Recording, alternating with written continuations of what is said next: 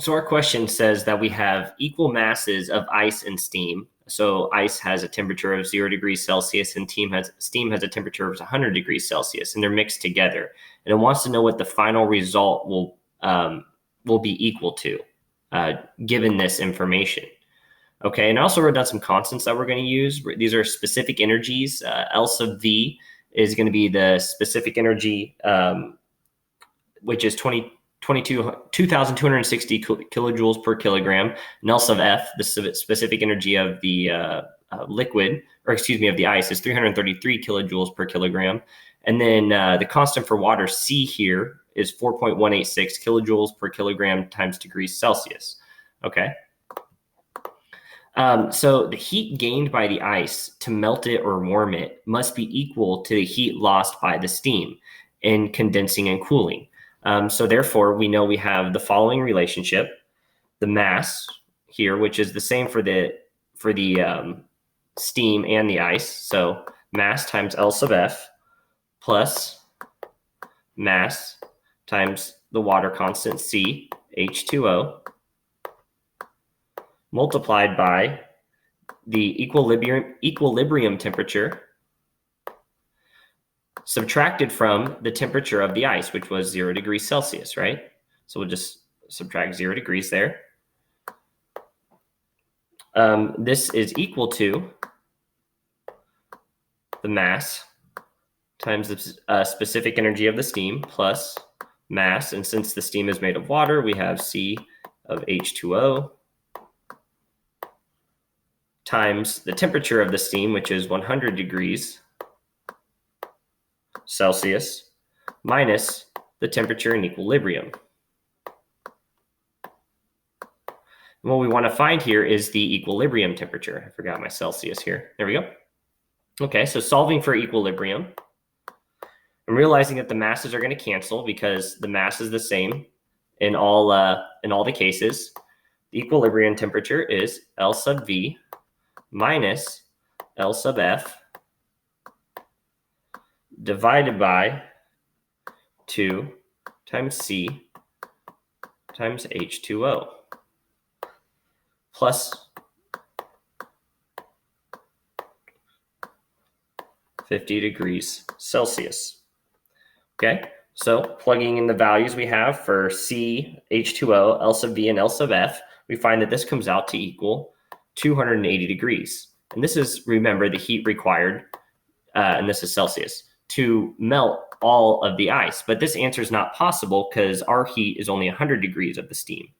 So because this answer is too high, the steam must not all be condensing, and none of it must cool below 100 degrees Celsius. So all the steam in the room is going to remain at 100 degrees Celsius, but some of it is going to be converted into water.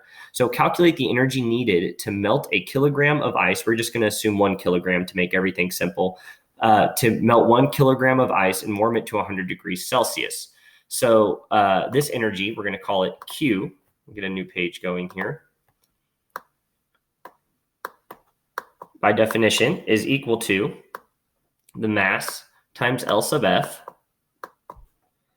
plus the mass times the constant C for water, H2O, times the equilibrium temperature, which we just found, minus 0. The reason minus 0 is because we're considering the energy needed to melt a kilogram of ice. And so 0 degrees is the temperature of that ice. So we can write this as 0 degrees Celsius so we know why this is 0. 0 degrees Celsius. Okay. So then plugging in 1 kilogram for the mass, the value for equilibrium temperature that we just, the value for equilibrium temperature, which here we're going to assume this is 100 degrees. So let's just go ahead and write this out. So the mass is 1 kilogram,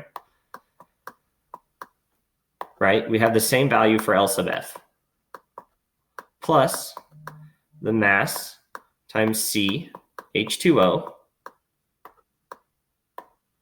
multiplied by, well, we're going to assume that it's all melted. So this is going to go up to 100 degrees. Because 100 degrees minus 0 degrees is 100 degrees.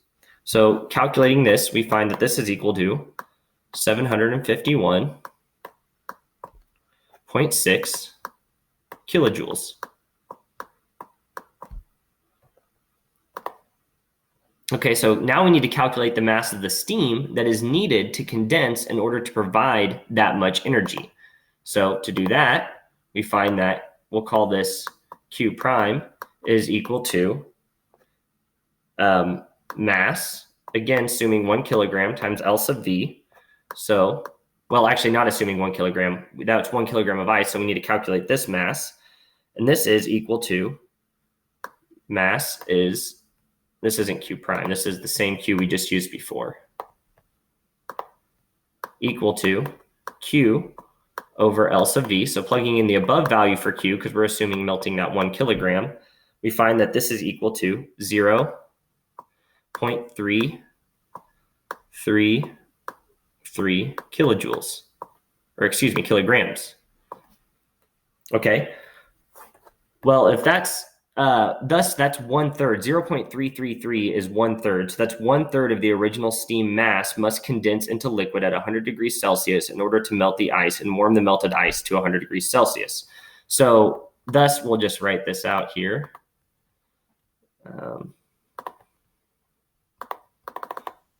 Thus, the final mixture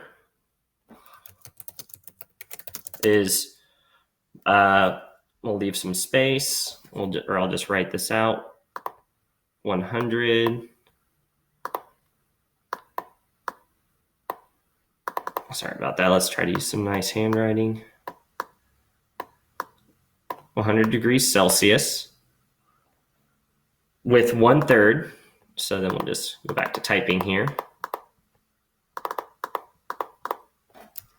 with 1/3 of the total mass as steam. Okay, so if 1/3 of the total mass is steam, what is the rest? Well, the rest is going to be water. So we'll write that down here. And the rest is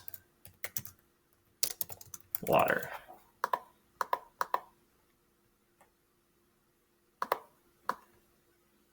All right. Oops, sorry about that. Let's go back to that. So that's our answer. So the answer to the question is the final mixture is going to be 100 degrees Celsius still, but some of that, it's not all going to be steam anymore. 1/3 of it is going to be steam, and the rest now is going to be melted water.